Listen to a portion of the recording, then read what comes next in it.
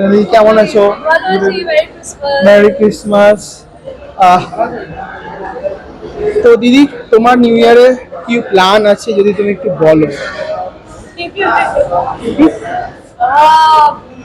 বা রেজলিউশন কি নিচ্ছ? রেজলিউশন কি নিচ্ছি এটাই ভাবছি।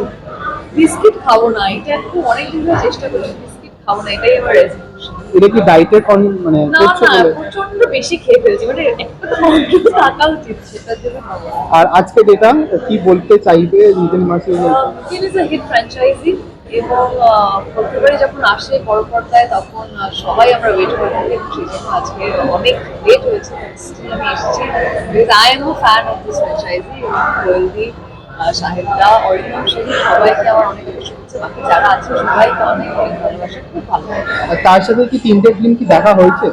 না, মানে রিলিজই করলো দুদিন। আর সত্যি এই সময় কাজের একটু চাপ থাকে, কিন্তু আমি প্রত্যেক সময় পুজোর সময়ও ঠিক দর্শনের পরে গিয়ে হলে গিয়ে ছবি দেখে এসেছি।